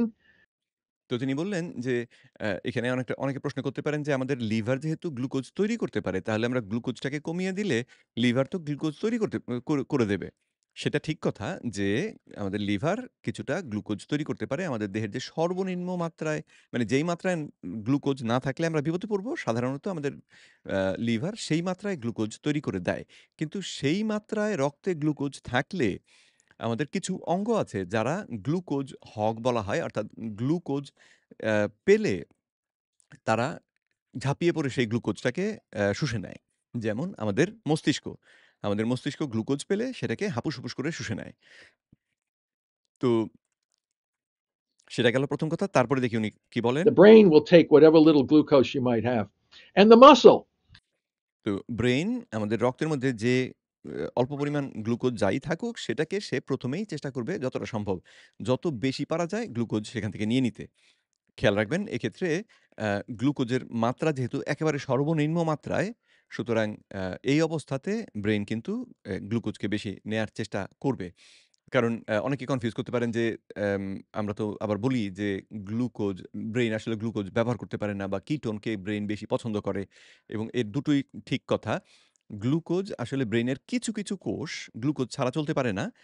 কিন্তু উম অধিকাংশ ব্রেইনের যে কোষগুলোর অধিকাংশ আসলে ketone দিয়ে চলতে পারে। তো সেজন্যে এই গ্লুকোজ আমাদের মস্তিষ্কের জন্যে আসলে প্রয়োজন। আর সেই প্রয়োজনীয়তা মেটানোর জন্যেই আমাদের লিভার গ্লুকোজটা তৈরি করে দেয়, যাতে করে রক্তের মধ্যে ওই সর্বনিম্ন মাত্রার যে গ্লুকোজ সেটা যেন থাকে। আর অন্যদিকে যে কথাটা বলি আমরা যে গ্লুকোজ ব্রেইন আসলে কিটোনকে পছন্দ করে, সেটাতে পরীক্ষাতে দেখা গিয়েছে যে একই সমান মাত্রায় গ্লুকোজ এবং কিটোন থাকলে আমাদের মস্তিষ্ক যতটা গ্লুকোজ নেয় তার থেকে বা যতটা কাজ গ্লুকোজ ব্যবহার করে, তার থেকে প্রায় ৩ গুণ বেশি কাজ করে এই অ্যাম কিটোন ব্যবহার করে। অর্থাৎ উল্টো করে বললে যে কিটোন পেলে একই মাত্রায় কিটোন এবং গ্লুকোজ পেলে মস্তিষ্ক তার কাজের মাত্র ২৫% করে গ্লুকোজ দিয়ে। বাকি ৭৫% কাজ করে এই কিটোন ব্যবহার করে। তো সেখান থেকেই ওই যে কিটোন যে ব্রেইনের প্রিয় জ্বালানি সেই ধারণাটা সেখান থেকেই আসে। তো আম আশা করি ব্যাপারটা বুঝতে পারছেন যে অ্যা ব্রেনের জন্যেও গ্লুকোজ আসলে প্রয়োজন এবং সেই প্রয়োজনটা হচ্ছে অতি অল্প মাত্রায়, যেটা রক্তে যে সর্বনিম্ন মাত্রায় থাকার দরকার সেটুকু থাকলেই আমাদের ব্রেইন সেটাকে শুষে নিয়ে কাজ করতে পারে। The muscle, when the muscle, if you exercise, you deplete glycogen in the muscle. The muscle will then take glucose out of the bloodstream and remake glycogen. And muscle does not share its glucose with other organs. তো ২য় যে অঙ্গটি এই glucose শুষে খায় সেটি হচ্ছে আমাদের পেশি। তো বিশেষ করে তিনি বললেন যে যখন আমরা ব্যায়াম করি, আমাদের পেশিগুলোকে ব্যবহার করি, আম তখন এই পেশিগুলো করে কি রক্ত থেকে এই পেশির মধ্যে জমে থাকা যে গ্লাইকোজেন, অর্থাৎ জমিয়ে রাখা গ্লুকোজ, সেই গ্লাইকোজেনগুলো ভেঙে শক্তি উৎপাদন করে ফেলে। এবং সঙ্গে সঙ্গে সে আবার চেষ্টা করে যে রক্ত থেকে গ্লুকোজ নিয়ে এই গ্লাইকোজেনের যে ভান্ডার তার ছিল, সেই ভান্ডারটাকে আবার পূর্ণ করে ফেলা। আর মাসল আরেকটা কাজ করে না, সেটা হচ্ছে যে তার ভেতরে যে গ্লুকোজ সে জমিয়েছে গ্লাইকোজেন আকারে, সেই গ্লুকোজটাকে সে কারো সঙ্গে শেয়ার করে না, অন্য কাউকে দেয় না। একবার গ্লুকোজ মাসলের মধ্যে ঢুকে গেলে সেই গ্লুকোজ মাসল অন্য কাউকে আর দেবে না। Because it's evolution that we needed to run away from the beast that's chasing us, the lion, the tiger, or some other member of our species. তো এই যে ঘটনাটা, মাসল কেন এই গ্লুকোজটাকে অন্য কারো সঙ্গে ভাগাভাগি করে না, তার ব্যাখ্যা হিসেবে তিনি বললেন যে, অ্যা এই মাসলটাই তো আমাদেরকে, যদি বিপদে পড়ি, যদি আমরা একটা বাঘের সামনে পড়ে যাই বা আমাদেরকে একটা ভাল্লুকে তাড়া করে, সিংহে তাড়া করে, তখন আমাদের প্রাণ বাঁচানোর জন্যে পেশিগুলি সবথেকে গুরুত্বপূর্ণ ভূমিকা রাখবে আমাদেরকে নিরাপদ করার জন্যে। তো যদি এই উম পেশির সেই সময়ে শক্তি উৎপাদন করার জন্য জ্বালানি না থাকে, তাহলে আমরা তো বাঁচব না। সিংহ আমাদের ধরে ফেলবে এবং খেয়ে ফেলবে। তো সেজন্যে পেশি তার ভেতরে যে গ্লুকোজ বা গ্লুকোজ যেটা আসলে গ্লাইকোজেন আকারে জমা থাকে, সেটাকে কারো সঙ্গে ভাগাভাগি করে না। সে সবসময় চেষ্টা করে তার যে গ্লাইকোজেনের প্রয়োজনীয়তা, সেটা সে পূর্ণ করে রাখবে। অর্থাৎ অ্যা বুঝতে পারছেন আশা করি যে এই অবস্থায় যদি সর্বনিম্ন মাত্রায় গ্লুকোজ থাকে রক্তে, তাহলে একটা কাড়াকাড়ি শুরু হয়ে যায়। মস্তিষ্ক চেষ্টা করে সে যতটা বেশি পারে নিয়ে নেবে, এদিকে মাসল চেষ্টা করে বা পেশি চেষ্টা করে যত বেশি গ্লুকোজ সে নিয়ে নিতে পারে। তার মানে এরা যদি বেশি করে নিয়ে নেয়, তাহলে অন্য কারো জন্যে আর রক্তে বেশি গ্লুকোজ পড়ে থাকে না। ক্যান্সার কোষ তখন খাদ্য অভাবে ভোগে। So muscle's not going to say, "Oh, that we have to share." No, no. Muscle keeps glucose. Brain burns glucose, but it will also burn ketones. So if you can elevate ketones, the brain's need for glucose goes down. But what little it takes, the এই যে কথা একটু আগে আমি বুঝিয়ে বললাম আপনাদেরকে, সেটা তিনি আবার ডক্টর সিফরিও বললেন। এখানে যে আমাদের মস্তিষ্ক এটাকে গ্লুকোজকেও ব্যবহার করতে পারে। কিন্তু এটা কিটোনও ব্যবহার করতে পারে এবং কিটোন পেলে তখন তার গ্লুকোজের চাহিদাটা কমে যায়। কিন্তু গ্লুকোজটা সে চেষ্টা করে রক্ত থেকে যতটা সম্ভব শুষে নিতে। তো cancer cell absolutely must have this glucose to survive. Cancer কোষ গ্লুকোজ ছাড়া বাঁচতেই পারবেন না এবং সেজন্যে তাকে অবশ্যই তার গ্লুকোজ চাই। So it's in direct competition now with organs in the body that absolutely evolutionarily take it away. So the তো এই অবস্থায় যদি আমরা গ্লুকোজটাকে কমিয়ে ফেলতে পারি, তাহলে ক্যান্সার কোষ চেষ্টা করছে যে যতটা সম্ভব গ্লুকোজ সে রক্ত থেকে নেবে। আর ওইদিকে উল্টো দিকে আমাদের বিবর্তনের যে ধারা, সেই ধারায় আমাদের দেহের যে অঙ্গগুলো গ্লুকোজকে গুরুত্ব দিয়ে শুষে নেয়, তারা শুষে নেবার চেষ্টা করছে। তার মানে এই দুজনের মধ্যে একটা প্রতিযোগিতা তৈরি হয়ে যাবে যে কে বেশি গ্লুকোজ শুষে নিতে পারে। এবং এই ক্ষেত্রে আমাদের যে অঙ্গ, আমাদের মস্তিষ্ক, আমাদের পেশি এরাই আসলে বেশি জিতে যাবে। কারণ অ্যাম আম যে বিবর্তনবাদের যে ধারণা, সেই ধারণা মতে অ্যাম এগুলোর জন্যেই গ্লুকোজ আসলে দেহ চেষ্টা করবে এগুলোকেই বেশি গ্লুকোজ সরবরাহ করতে। আর ক্যান্সার কোষ তো আসলে কোনো কাজ বিশেষ আমাদের দেহের ভিতরে করে না। সুতরাং তাকে গ্লুকোজ সরবরাহ করাটা আমাদের দেহের জন্যে যে গুরুত্বপূর্ণ বা আমাদের দেহ সেটাকে গুরুত্ব দিয়ে করবে এরকম বলা যায় না। এরকম দেখা যায় না। The cancer cell now becomes marginalized. However, even taking away the glucose, that glutamine fermentation will keep those cancer cells semi viable. তো তারপরেও যদি আমরা এই গ্লুকোজটাকে এভাবে কমিয়ে ফেলতে পারি, তারপরেও যদি রক্তে গ্লুটামিন থাকে, যেটা আমাদের দেহে সবসময় থাকছে, তাহলে ক্যান্সার কোষ আম খানিকটা অর্ধমৃত অবস্থায়, একটা দুর্বল অবস্থায় তারপরেও সে কিন্তু তার কাজ চালিয়ে যাবে। অর্থাৎ সে সঙ্গে যে মরতে শুরু করবে তা না। সে দুর্বল হয়ে যাবে কিন্তু গ্লুটামিনটা তার তাকে বাঁচিয়ে রাখবে। So you have to now target the glutamine, but you have to do it in a way that kills the cancer cells without harming your gut and your immune system.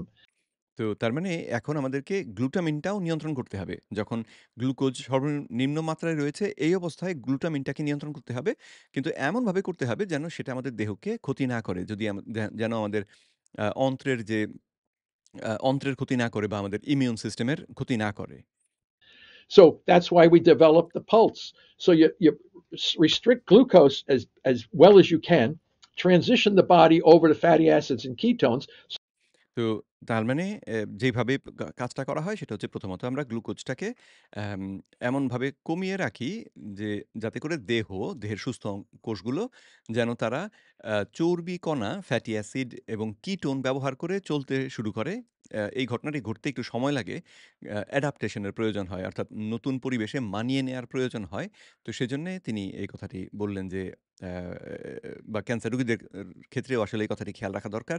যে আপনি আজকে গ্লুকোজ খাওয়া বন্ধ করলেন বা আজকে আপনি শর্করা খাওয়া বন্ধ করলেন। তার মানে আজকে সন্ধ্যায়ই আপনি যে পুরোপুরি কিটোন এবং ফ্যাটি অ্যাসিড দিয়ে চলবেন, আপনার দেহটা চলবে তা কিন্তু নয়। আ এটা একটু ট্রানজিশন এর জন্য সময় লাগে। কারো ক্ষেত্রে ১ সপ্তাহ, কারো ক্ষেত্রে ২ সপ্তাহ, কারো ক্ষেত্রে এর থেকেও বেশি লাগে। আর সঙ্গে নির্ভর করে যে কে কতটা মানে অ্যা গুরুত্ব দিয়ে এই রেস্ট্রিকশনটা করছে। কেউ রেস্ট্রিকশন দেয় একেবারে কার্বোহাইড্রেট খাবেই না। পুরো ওয়াটার ফাস্টিং করে। কেউ আবার বলে যে, "না আমি ওয়াটার ফাস্টিং পারি না। আমি দিনে হয়তো ১ বেলা খাবো।" এরকম অবস্থার প্রেক্ষিতে শারীরিক স্বাস্থ্যের আ অবস্থার প্রেক্ষিতে এম এই বিভিন্নতাতে ফলাফলটা একটু ভিন্ন রকম হবে বা প্রক্রিয়াটা, উপায়টা একটু ভিন্ন হবে। কিন্তু মূল ধারণাটা হচ্ছে আমরা গ্লুকোজটাকে কমিয়ে দেহটাকে আ কিটোন এবং ফ্যাটি অ্যাসিড দ্বারা পরিচালিত করে নেব।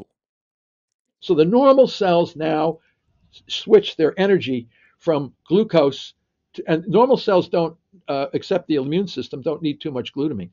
So now তো এই অবস্থায় আমাদের অ্যাম সাধারণ বা সুস্থ যে স্বাভাবিক যে কোষগুলো, এরা গ্লুকোজ ব্যবহার বাদ দিয়ে চলে যায় কিটোন ব্যবহারের দিকে, ফ্যাটি অ্যাসিড ব্যবহারের দিকে। আর অ্যা আমাদের সুস্থ কোষগুলোর অবশ্য শুধুমাত্র ওই যে ইমিউন সিস্টেম যেটা আমাদের রোগ প্রতিরোধ ব্যবস্থা, তারই কিন্তু গ্লুটামিনটাকে বিশেষভাবে দরকার। অন্য কোষগুলোর গ্লুটামিনটাকে তেমন গুরুত্ব দিয়ে প্রয়োজন হয় না। we come in with the drugs like 6-deoxynoreleucine, Don, a beautiful drug. তো এইরকম একটা অবস্থায় যখন গ্লুকোজ একদম কম, এই অবস্থায় আমরা ঔষধ ব্যবহার করতে পারি। যেখানে ওষুধটির নাম তিনি বললেন 6-deoxynoreleucine বা সংক্ষেপে DON, ডন। এই ওষুধটি আসলে FDA অ্যাপ্রুভড ঔষধ না। কারণ এটা নিয়ে যে গবেষণা হয়েছিল তাতে তারা দেখেছিলেন যে এটা খুব উপকার করতে পারে না। যার কারণ হিসেবে ডক্টর সিফ্রিড ব্যাখ্যা করেন। খুব সম্ভবত এই আলোচনাতেই সেই ব্যাখ্যাটাও আছে যে ডন ব্যবহার করা হয়েছিল যখন রোগীর দেহে গ্লুকোজ ছিল বেড়ে। তো ডন বেশি মাত্রায় ব্যবহার করার কারণে রোগীর দেহে গ্লুটামিন ব্যবহারের যে প্রক্রিয়া সেটা ব্যাহত হয়েছিল। অথচ তার দেহে তো ছিল, গ্লুকোজ ছিল। ফলে ক্যান্সার কোষ গ্লুকোজ ব্যবহার করে দিব্যি তার কাজ চালিয়ে গেছে।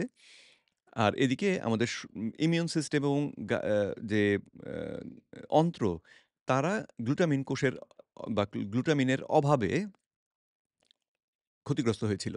ফলে ফলাফলে বিজ্ঞানীরা মনে করেছিলেন যে গ্লুটামিনটা তাহলে ভালো জিনিস না। কিন্তু ডক্টর সিফ্রিড বলছেন যে এটা আসলে অত্যন্ত চমৎকার একটি ড্রাগ। যদি এটাকে গ্লুকোজ কমিয়ে রেখে সেই অবস্থায় এটাকে ব্যবহার করা হতো অল্প সময়ের জন্য, তাহলে কাঙ্ক্ষিত ফলাফলটা পাওয়া যেত। কিন্তু সেই পরীক্ষাটি কখনো করা হয়নি। and it will, and you put it on for a short period of time and you take it off. And then you slaughter a large number of these tumor cells because they can't switch to glucose because the glucose is now restricted. তো ধারণাটা হচ্ছে যখন glucose দেহের মধ্যে সবথেকে কম পর্যায়ে আছে, দেহটা চলছে কিটোন এবং ফ্যাটি অ্যাসিড দিয়ে, সেই সময়ে যদি এই গ্লুটামিনটাকে ব্লক করার জন্যে এই ঔষধ অল্প সময়ের জন্য ব্যবহার করা হয়, যেমন ডন ওষুধটাকে যদি আমরা অল্প সময়ের জন্য ব্যবহার করি, তাহলে যেটা হয় যে অল্প সময়ের জন্য ব্যবহার করে আবার ওই ওষুধটাকে বন্ধ করে দিতে হয়। তো এবং কতটা সময় ব্যবহার, এটা আমি অন্য আলোচনায় শুনেছি যে ০.৫ ঘন্টার জন্যে গ্লুটামিনটাকে বন্ধ করার ব্যবস্থা করা হয়। তো ০.৫ ঘন্টার জন্যে গ্লুটামিনের কার্যকারিতা বন্ধ করার জন্য যে পরিমাণ ডন ঔষধ ব্যবহার করার, এই পরিমাণ ঔষধ রোগীকে দেয়া হয়, যাতে করে ০.৫ ঘন্টা এটা বন্ধ থাকে। তো রোগীর দেহে গ্লুকোজ নেই এবং এদিকে গ্লুটামিনটাকে আমরা বন্ধ করে দিলাম। ক্যান্সার কোষ তখন গ্লুটামিন না পেলে চেষ্টা করছে গ্লুকোজ নিতে, কিন্তু গ্লুকোজও তো এভেইলেবল নাই। ফলে কোনো খাবারই তার কাছে নাই। তার মানে শক্তি উৎপাদন করার জন্যে তার কাছে কোনো জ্বালানি নাই। আর আমাদের কোষগুলো জীবিত থাকে প্রতি মুহূর্তে এটিপি তৈরি হয় বলে। সুতরাং ক্যান্সার কোষ যখন ওই স তার যে এটিপি উৎপাদনের প্রক্রিয়া সেটা ব্যাহত হলেই সঙ্গে সঙ্গে কোষটা কিন্তু বিকল হয়ে পড়ে, মরতে শুরু করে। তো এই প্রক্রিয়া ব্যবহার করলে তাহলে অনেকগুলো ক্যান্সার কোষ একসঙ্গে মারা পড়ে। And you pull it back and let the immune system come in. And now, using the glutamine, that we take away the glutamine targeting drug, immune system comes in, picks up dead corpse cancer from the cancer cells that are being slaughtered. So তো এই অবস্থায় যখন আমরা glutamine ঔষধটাকে আবার বন্ধ করে দেব, সঙ্গে সঙ্গে গ্লুটামিন ব্যবহারের যে ক্ষমতা আমাদের দেহ সেটাকে ব্যবহার করতে পারবে এবং তখন আমাদের ইমিউন সিস্টেম, আমাদের রোগ প্রতিরোধ ব্যবস্থা গিয়ে ক্যান্সার টিউমারের যে কোষগুলো এই আক্রমণে নিহত হলো, মরে গেল, সেই কোষগুলোকে ইমিউন সিস্টেম গিয়ে করবে কি? ওখান থেকে পরিষ্কার করে ফেলবে। ওইখান থেকে সরিয়ে নিরাপদ উপায়ে আমাদের দেহ থেকে সেগুলোকে বার করে দেওয়ার ব্যবস্থা করবে। you can't let the dead bodies hang around in the organ that's being targeted or the tumor that's being targeted. মৃত কোষগুলো যে জায়গাতে এই আমাদের দেহের মধ্যে তো জমিয়ে রাখার উপায় নেই। কারণ তাহলে সেখানে পচে যাওয়ার সমস্যা তৈরি হয়। তো আ সুতরাং আমাদের ইমিউন সিস্টেম কি করবে? এই যখন আমরা গ্লুটামিনটাকে বন্ধ করে দেব, গ্লুটামিন তো নয়, গ্লুটামিন বন্ধ করার জন্য যে ড্রাগ সেটাকে যখন বন্ধ করে দেব, তখন আমাদের ইমিউন সিস্টেম এসে গ্লুটামিন ব্যবহার করে এই যে মৃত কোষগুলোকে সরিয়ে নেবে এবং জিনিসটা তখন পরিচ্ছন্ন হয়ে যাবে। অর্থাৎ টিউমারের আকৃতিটা একটু কমলো এবং ওই মৃত কোষগুলোকে দেহ নিরাপদে সরিয়ে নিতে পারল। Let the immune system do its job and clean up the mess. And then they clean it up, and you come back and you hit them again. And you তো তারপরে আমরা যেটা করব যে আ স ততটা সময় দিব যতটা সময় এই আম মৃত কোষগুলোকে সরিয়ে নেবার জন্যে আমাদের রোগ প্রতিরোধ ব্যবস্থার বা ইমিউন সিস্টেমের প্রয়োজন। তারপরে আমরা আবার গ্লুটামিন বন্ধ করার জন্য যে ড্রাগ সেটাকে আবার অল্প সময়ের জন্য দেহের মধ্যে দিয়ে দেব। তো তাহলে ঘটনাটা হবে একটা এই একটা ছন্দের মতন আরকি, যে দিলাম বন্ধ করলাম, আবার খানিকক্ষণ পরে দিলাম বন্ধ করলাম। কিন্তু in the meantime cancer কোষের ভয়ংকর রকম ক্ষতি হতে শুরু করল বা ক্ষতি হলো। you keep the chokehold on the glucose, and you pulse the glutamine and let the body recover, kill, let the body recover, kill, let the body recover. And the next, and the rest of your cells are getting healthier and healthier because they're burning the ketone body. তো এই প্রক্রিয়ায় যেহেতু গ্লুকোজটাকে আমরা সবসময় কমিয়ে রেখেছি, গ্লুকোজের উনি যেভাবে বললেন যে, গ্লুকোজের গলা চেপে ধরে রাখলাম। আর তার সঙ্গে সঙ্গে একটু পর আমরা এই ডন বা এরকম কোনো ঔষধ ব্যবহার করে অথবা কোনো কৌশল ব্যবহার করে গ্লুটামিনটাকে কমিয়ে ফেললাম। আবার দেহটাকে খানিকটা আ মানে শক্তি ফিরে পাওয়ার জন্য সময় দিলাম। এর মধ্যে আমাদের ইমিউন সিস্টেম তার পরিষ্কার পরিচ্ছন্ন করার কাজ করে নিল। আমরা আবার ডন ওষুধটাকে ব্যবহার করে আরেকটা আঘাত করলাম। আবার খানিকটা সময় দিলাম। তো এই প্রক্রিয়া তাহলে আমরা ক্যান্সার কোষগুলোকে অ্যাম ক্রমান্বয়ে মেরে কমিয়ে ফেলতে অ্যাম কমিয়ে ফেলছি আসলে। অথচ অন্যদিকে আমাদের যে সুস্থ কোষগুলো তারা যেহেতু কিটোন ব্যবহার করে তখন তাদের কার্যক্রম চালাচ্ছে, তারা কিন্তু তাদের স্বাস্থ্য আসলে আরো ভালো হচ্ছে। কারণ কিটোনটা আসলে জ্বালানি হিসেবে অত্যন্ত ভালো জ্বালানি।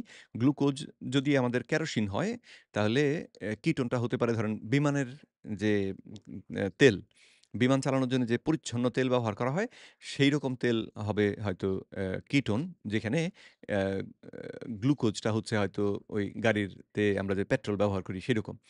তো অ্যাম দেহের জন্যে যদি কিটোন দেহের অঙ্গগুলো পায়, যারা কিটোন ব্যবহার করে তারা আসলে অনেক বেশি পরিচ্ছন্ন ফিউল পেলে তাদের কার্যক্ষমতা আরো বেড়ে যায়। তারা আরো হয়, শক্তিশালী হয়।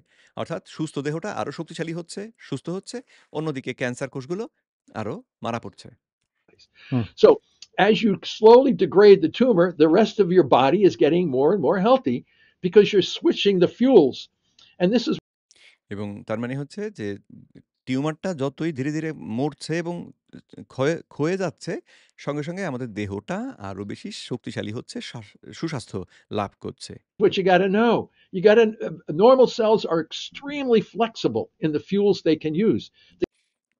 আমাদের যে স্বাভাবিক কোষগুলো, এগুলো কিন্তু কোন অ্যাম ধরনের জ্বালানি ব্যবহার করবে এই ব্যাপারে অত্যন্ত ফ্লেক্সিবল, অর্থাৎ আম ২ টোই ব্যবহার করতে পারে। ২ রকম জ্বালানি ব্যবহার করার ক্ষমতাই সুস্থ কোষগুলোর রয়েছে। যখন যেটা তাদের সামনে থাকে তখনই তারা সেটাকে ব্যবহার করতে পারে। কিন্তু ক্যান্সার কোষ সেটা পারে না। The cancer cells are massively inflexible because their oxidative phosphorylation system is corrupted. Cancer কোষ এই এটা করতে পারে না। কারণ হচ্ছে তাদের অক্সিডেটিভ ফসফোরিলেশন অ্যাম প্রক্রিয়া চালানোর জন্য যে মেশিন, সেই মেশিনটা নষ্ট। তারা অক্সিডেটিভ ফসফোরিলেশন পদ্ধতিতে শক্তি উৎপাদন করতে পারে না। তো তার কারণে তারা এই আ এরকম একটা চেষ্টা যদি আমরা করি, কৌশল অবলম্বন করি, তাহলে তারা মহা বিপদের মধ্যে থাকে। So they have to depend on fermentation.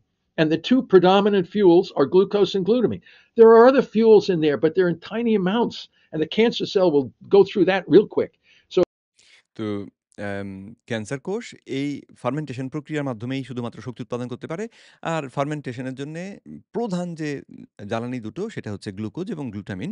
এছাড়াও কিছু জ্বালানি আছে যেগুলো ক্যান্সার কোষ ব্যবহার করতে পারে, কিন্তু সেগুলো আমাদের দেহে এত অল্প মাত্রায় থাকে যে সেগুলোকে ব্যবহার করে ক্যান্সারের পক্ষে বেঁচে থাকা বা তার যে ক্রমান্বয়ে যে বড় হওয়ার প্রবণতা, সেই প্রবণতাকে চালিয়ে যাওয়া সম্ভব হয় না। so then it becomes a battle for how you can continue to restrict glucose and glutamine simultaneously with holding one a constant restriction and the other one a pulsed restriction. And then you can keep the body healthy while slowly degrading the tumor. It's unbelievable. Yeah. তার মানে হচ্ছে ক্যান্সারকে তাহলে manage করার সবথেকে সহজ রাস্তা যেটা হলো সেটা হচ্ছে এই ফার্মেন্টেবল যে দুটো জ্বালানি এর এইটাকে গ্লুকোজটাকে সার্বক্ষণিকভাবে বন্ধ করে রাখা বা কমিয়ে রাখা।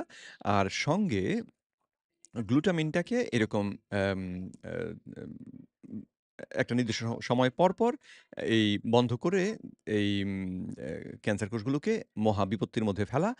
এবং অ্যাম তিনি বলেন যে এই প্রক্রিয়া ব্যবহার করলে রোগী এমন দ্রুত বা এমন চমৎকারভাবে সেরে উঠবে, তার ক্যান্সার কোষগুলো এমনভাবে ধ্বংস হবে যেটা অবিশ্বাস্য। I mean, when you finally understand what I'm talking about, the elegance and the beauty of how we're going to kill cancer cells without harming the rest of the body, it's really unbelievable. আর যদি এই ধারণাটা আমরা বুঝতে পারি যে কিভাবে আমরা এই দেহটাকে সুস্থ রেখে শুধুমাত্র ক্যান্সার কোষগুলোকে এই প্রক্রিয়া ব্যবহার করে বা এই পদ্ধতিটা কৌশলটা ব্যবহার করে ক্যান্সার কোষগুলোকেই ধ্বংস করে দিতে পারি, এই ব্যাপারটা যদি আমরা বুঝতে পারি তাহলে এটা একটা অবিশ্বাস্য রকমের সহজ সমাধান, তাই না? But But it takes a long time for people to understand this. দুঃখজনকভাবে অ্যা যারা এই ফিল্ডে কাজ করেন, যারা ক্যান্সার চিকিৎসার কাজ করছেন, তারা দেখা যায় এই ধারণাগুলো যেন বুঝতে পারেন না। I think what's interesting about this concept is that it's actually seen in different spectrums. For example, like in the biohacking world, people are doing fasting um, to actually turn over senescent cells that have become dysfunctional in a proliferative stage. Like doing fasting actually helps your body turn those over. In the Alzheimer's world, with some of the training I've done with Dr. Dale Bredenson at the Buck Institute, UCLA, doing that same concept. থামিয়ে আমি একটু পেছনে যাই। অনেক কথা বলে ফেলেছেন। আমি সব মনে রাখতে পারছি না। ১ ধাপ, ২ ধাপ, ৩ ধাপ। Um, to actually turn over senescent cells that people are doing fasting to actually turn over senescent cells.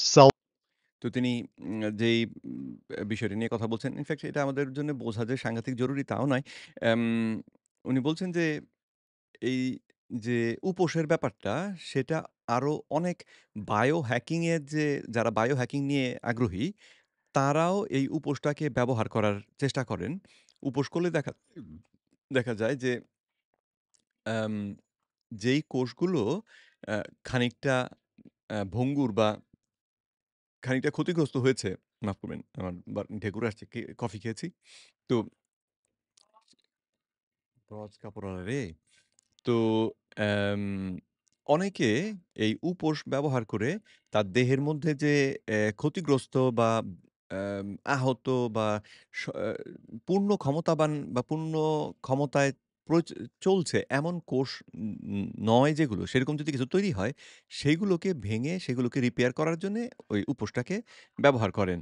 Cells that have become dysfunctional in a proliferative stage, like doing fasting actually helps your body turn those over. In the Alzheimer's world, with some of the training I've done with Dr. Dale Bredenson, ডাক্তার Dale Bredenson নামে একজন ডাক্তারের সঙ্গে তিনি কাজ করেছেন, যেখানে তিনি আলঝাইমার্স রোগ নিয়ে কাজ করেছেন। সেক্ষেত্রেও এই উপোস সাহায্য করেছে বলে বা এই যে গ্লুকোজ রেস্ট্রিকশন সাহায্য করেছে বলে তিনি খানিকটা এন ইঙ্গিত দিচ্ছেন। তো চলুন শুনি আমি বাকি out the কথাগুলো। Buck Institute, UCLA, doing the same concept UCLA এর যে বাক ইনস্টিটিউট সেখানে ওই ডক্টর ব্রেডেনসনের কথা যে তিনি বললেন, তার অধীনে তিনি এই প্রশিক্ষণ নিয়েছিলেন আলঝাইমার্স রোগ সম্পর্কে। for Alzheimer's patients to improve brain function. It's kind of interesting because also in the chronic inflammatory response world, we've seen that people with mold or biotoxin illness, their cells, because of mitochondrial dysfunction, get stuck in this proliferative phase as well, where তো তিনি অন্য আরেকটি situation এর কথা বললেন, যেখানেও দেখা গিয়েছে যে বিভিন্ন টক্সিনের কারণে আম কোষগুলো একটি কোষগুলোর যে মাইটোকন্ড্রিয়া সেটা ক্ষতিগ্রস্ত হয় এবং তারপরে সেই কোষগুলো একটা প্রলিফারেটিভ স্টেটে থাকে। প্রলিফারেটিভ স্টেট মানে হচ্ছে যে সর্বক্ষণ বড় হওয়ার প্রবণতা সহ। প্রলিফারেশন হচ্ছে যে একটা ভেঙে দুটো, দুটো থেকে চারটে এই যে প্রক্রিয়াটা এটাকে ইংরেজিতে প্রলিফারেশন এর মাধ্যমে এটাকে বোঝানো হয় যে ক্রমান্বয়ে বাড়তে থাকা। তো আম এই যে অ্যাম কোষের মধ্যে বিভিন্ন টক্সিন থেকে যদি মাইটোকন্ড্রিয়া ক্ষতিগ্রস্ত হয়, তাহলে দেখা যায় সেই কোষের মধ্যে এই প্রবণতা দেখা দেয়। যেটা আসলে ক্যান্সার কোষেও কিন্তু ঠিক একই ঘটনা ঘটে। the cells are being inefficient in energy utilization, and even এবং সেই কোষগুলো শক্তি উৎপাদনে এরা অত্যন্ত অকার্যকর হয়, ইনএফিশিয়েন্ট হয়। কার্যকরীভাবে শক্তি উৎপাদন করতে পারে না। like Dr. Navio's work with the cell danger response. So it really sounds like we're hearing the same story by different experts that ultimately the mitochondria potentially are at the root cause of all chronic diseases. And তো doctor হার্টম্যান বললেন যে আরো কিছু বিশেষজ্ঞের নাম উল্লেখ করে তিনি বললেন যে তাদের ব্যাখ্যা থেকেও আমরা দেখতে পাই যে মাইটোকন্ড্রিয়াটাই বিভিন্ন রোগের ক্ষেত্রে এই যে ক্রনিক বা দীর্ঘমেয়াদী যে অসুখগুলো আমাদের, এই অসুখগুলোর ক্ষেত্রে একেকজন বিশেষজ্ঞ বলছেন একেকভাবে মাইটোকন্ড্রিয়া এই অসুখগুলোর পেছনে বা এই অসুখগুলোর সৃষ্টির পেছনে ভূমিকা রাখে। and especially for cancer, we now have a therapeutic where we can actually manipulate, knowing that science, starve the cells, and then pulse the glutamine and actually have a profound impact on people's outcomes. এবং তিনি বললেন যে তার মানে এখন ক্যান্সারের ক্ষেত্রেও আমরা দেখতে পাচ্ছি যে আমরা এই অ্যাম কৌশলগতভাবে এমন একটি কাজ করতে পারি যে ক্যান্সার কোষগুলোকে টার্গেট করে আচ্ছা কথাটা আবার খানিকটা আরেকটা জিনিস চিন্তা করতে gিয়ে গুলিয়ে ফেললাম। আরেকবার দেখি। Are at the root cause of all chronic diseases. And especially for cancer, we now have a therapeutic where we can actually manipulate, knowing that science, starve the cells, and then pulse the glutamine and actually have a profound impact on people's outcomes. তার মানে তিনি বললেন যে এখন আমরা তাহলে দেখতে পাচ্ছি যে ক্যান্সারের ক্ষেত্রেও আমরা এই একটা কৌশল ব্যবহার করে আ রোগীর যে আউটকাম, রোগীর মানে বেঁচে থাকার সম্ভাবনাটাকে অ্যাম করতে পারি, বাড়িয়ে নিতে পারি। Would that be a Yeah, I think এবং সেই দাবিটা করা যাবে কিনা সেটাই খানিকটা উনি প্রশ্ন করার চেষ্টা করছেন। তো চলুন দেখি জবাবে ডক্টর সিফ্রিড কি বলেন। it's a stage strategy. People need to know, what's going on. We have found that doctor Seyfried বললেন যে এটা একটা ধাপে, ধাপে করার কৌশল এবং অ্যা যারা এই চিকিৎসা নেবেন তাদেরও বুঝতে হবে যে কি হচ্ছে। তারা কেন কি করছেন এবং করলে দেহের মধ্যে কি পরিবর্তন হচ্ছে এটা বুঝতে হবে। এই বিষয়টাই আমার কাছে ব্যক্তিগতভাবে মনে হয় যে একটুখানি কঠিন। কারণ ক্যান্সার রোগীদেরকে আমি অনেকের সঙ্গে তো ওই ফ্রি কনসালটেশন যেহেতু করি, অনেকের সঙ্গেই কথা হয়। কিন্তু যারা বায়োলজি নিয়ে লেখাপড়া করেছেন, সায়েন্স ব্যাকগ্রাউন্ডের লোক তারা মোটামুটি বোঝেন। কিন্তু যারা সেটা করেননি তারা খানিকটা আমি যখন বলি মাইটোকন্ড্রিয়া, যখন বলি আম ক্যান্সার কোষ, তারা খানিকটা যেন ও বাবা! কি নিয়ে কথা বলছে যেন বুঝতে পারেন না। তো আমাকেও একটা উপায় খুঁজে বার করতে হবে যে এই উপায়ে হয়তো আমি সহজে ধারণাগুলো ওনাদেরকে বোঝাতে পারবো। দেখা যাক আল্লাহ কি করেন। We can't find any tumor under for years of examining that can survive without glucose and glutamine. Doctor Seyfried বললেন যে এই এত বছর ধরে তিনি যে ক্যান্সার নিয়ে গবেষণা করছেন, প্রায় ২৫ বছরের বেশি সময়। তিনি এখন পর্যন্ত একটাও ক্যান্সার পাননি। ক্যান্সারের নমুনা এখন পর্যন্ত পাননি। এই হাজার, হাজার যে ক্যান্সার নমুনা পরীক্ষা করেছেন তার মধ্যে যেটা গ্লুকোজ এবং গ্লুটামিন ছাড়া অন্য কিছু ব্যবহার করে বেঁচে থাকতে পারে। Hmm. Or can survive on fatty acids or ketone bodies. So that অথবা যে ক্যান্সার ফ্যাটি অ্যাসিড বা কিটোন ব্যবহার করে বেঁচে থাকতে পারে, এইরকম কোনো ক্যান্সারও তিনি এই পর্যন্ত পাননি। clearly tells us what the problem is. তো সেখান থেকে আমরা পরিষ্কার বুঝতে পারি যে সমস্যাটা আসলে কি? Then you once you understand the problem, then you develop strategies Hmm. to deal with the problem. How তো সমস্যাটা যদি আমরা বুঝতে পারি বা এক্ষেত্রে অবস্থাটা যদি আমরা বুঝতে পারি যে ক্যান্সার কোষ যেহেতু এই দুটো জ্বালানি ছাড়া আর কোনো জ্বালানি ব্যবহার করতে পারছে না, এই কথাটি বুঝলে এবং সঙ্গে কিটোন আর ফ্যাটি অ্যাসিড আমাদের সুস্থ দেহ ব্যবহার করতে পারে। এই চিত্রটা আমাদের সামনে পরিষ্কার হয়ে গেলে তখন আমরা কৌশল ব্যবহার করতে পারি যে কি করে আমি সুস্থ অঙ্গকে আরো সুস্থ করার চেষ্টা করতে পারি, সঙ্গে ক্যান্সারকে আরো দুর্বল করে ফেলতে পারি। how to manage it. That's the key. So you can এবং এই জিনিসটা বোঝাটাই আসলে সবথেকে গুরুত্বপূর্ণ। তো ২৫ মিনিট ১৩ সেকেন্ড আমি ভেবেছিলাম আজকে ৩০ মিনিট পর্যন্ত যাবো। কিন্তু আম মনে হচ্ছে আমার ভিডিও অনেক লম্বা অলরেডি হয়ে গিয়েছে। তো আজকে আমরা এখানেই তাহলে শেষ করে দিই। এরপরে ৩য় যে পর্ব করব, সেই পর্বে বাকি কথাগুলো আসবে। তবে ২য় এই পর্বটি আমার মনে হয় অত্যন্ত গুরুত্বপূর্ণ। কারণ এই পর্বেই আমরা ক্যান্সারের আ রোগীরা আসলে কি করতে পারেন, তার কিন্তু একটা মোটামুটি ধারণা পেয়ে গেলাম। অবশ্যই গ্লুটামিনটাকে বন্ধ করার আ কোনো আ টেকনিক এই মুহূর্তে আমাদের হাতে আমরা এই ভিডিও থেকে পাইনি এখন পর্যন্ত। আ ডন নামে যে ঔষধটি যেহেতু সেই ওষুধটি বাজারে পাওয়া যায় না, সেই কারণে সেটাকে ব্যবহার করার উপায় আমাদের নেই। এবং সঙ্গে আবার ডন যদি গবেষণার কাজেও যখন ব্যবহার করা হয়, তখনও সেটাকে ব্যবহার করতে হয় ওই যে বললাম অল্প সময়ের জন্যে। সুতরাং একজন প্রশিক্ষিত চিকিৎসকের অধীনে সেটা করতে হয়। তো এই মুহূর্তে আমরা ডনটাকে বা গ্লুটামিনটাকে নিয়ন্ত্রণের কোনো আ স সহজ পদ্ধতি সামনে পেলাম না। কিন্তু গ্লুকোজটাকে কমিয়ে দিলেই ক্যান্সারকে যে দুর্বল করে ফেলা সম্ভব সেটা তো বুঝলাম। আর গ্লুটামিনের ক্ষেত্রে উনি যে টেকনিকগুলো আগে বলেছিলেন সেগুলো আমি একটু বলে রাখি যারা এই পর্বটি শুধু দেখবেন তাদের জন্যে হয়তো যে আ ডন যদিও বাজারে এভেইলেবল নয় কিন্তু ব্যায়াম করলে আপনি প্রথমত উপোসের মাধ্যমে গ্লুকোজ কমিয়ে নিয়ে তারপরে যদি ব্যায়াম করেন তাহলে না দেখা যায় যে আমাদের ইটা বেশি ব্যবহার হয়ে যায়। গ্লুটামিনটা আমাদের দেহ বেশি ব্যবহার করে। তো তখন রক্তের মধ্যে গ্লুটামিনের ঘাটতি পড়ে। তার মানে তখন ক্যান্সার কোষ ওই সময়টার জন্যে গ্লুটামিন ঠিক মতন পাবে না। তারপরে দীর্ঘমেয়াদী উপোস করলে ১৫ দিন যদি কেউ না খেয়ে থাকে তারও রক্তের মধ্যে গ্লুটামিনটা কমে যায়। তো সেটা আরেকটা পদ্ধতি হতে পারে যদি কেউ সেইরকম চেষ্টা করেন বা সাহস করেন। আর ৩য় আরেকটি হচ্ছে আম আ গ্লুটামিন কমানোর জন্যে ও ৩য় যে পথটা ছিল সেটা হচ্ছে ওই উম মেবেন্ডাজোল যে ঔষধটা, আমাদের কৃমির ঔষধ, অ্যালবেন্ডাজোল বা মেবেন্ডাজোল যে ঔষধ, এই ঔষধ গ্লুকোজ খাওয়া বন্ধ রেখে দেহটাকে কিটোজেনিক স্টেটে নিয়ে গেলে, দেহে যখন কিটোন তৈরি হচ্ছে এবং দেহ যখন ফ্যাটি অ্যাসিডের মাধ্যমে চলছে, সেই অবস্থায় যদি রোগী মেবেন্ডাজোল খায়, তাহলেও নাকি ডন ব্যবহারের যে প্রক্রিয়া, সেই প্রক্রিয়ায় বাধা পড়ে। তো যেটা ক্যান্সার কোষের জন্য তখন মহাবিপদ হয়ে দাঁড়ায়। তো ডক্টর সিফ্রিড ওনার অন্য আরেকটি আলোচনায় এই কথা বলেছিলেন যে, যদি ওনার নিজের ক্যান্সার ধরা পড়তো, তাহলে তিনি ১ম এই যেটা করতেন উপোস করে দেহটাকে কিটোটিক অবস্থায় নিয়ে যাওয়া এবং তারপরে দিনে ২ বার এই মেবেন্ডাজোল খাওয়া। তো ২০০ করে ৪০০ মিলিগ্রাম মেবেন্ডাজোল উনি খাবেন। এটা উনি আরেকটা আলোচনায় বলেছিলেন। তো তাতে করে হবে কি যে দেহটা প্রথমত গ্লুকোজ কমে গেল একেবারে। আর গ্লুকোজ নাই এই অবস্থায় মেবেন্ডাজোল খেলে ইটাকে অ্যাম কি বলে এই গ্লুটামিনটাকে ব্যবহার করার জন্য যে প্রক্রিয়া এই কোষের ভিতরে, ক্যান্সার কোষের ভিতরে সেই প্রক্রিয়াটা বাধাগ্রস্ত হবে। মজার ব্যাপার হচ্ছে আমাদের সুস্থ কোষ কিন্তু এই প্রক্রিয়ায় আক্রান্ত হবে না। তো তার মানে এটা একটা নিরাপদ প্রক্রিয়া আরকি। তো যাই হোক, আজকে এখানেই শেষ করি।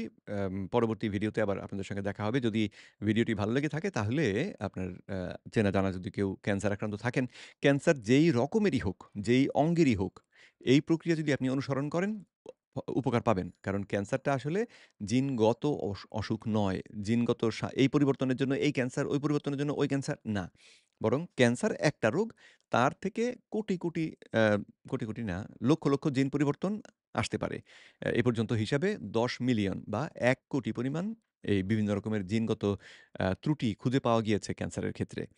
তো আম তো আজকে এখানেই তাহলে শেষ করি। বিদায় নিই।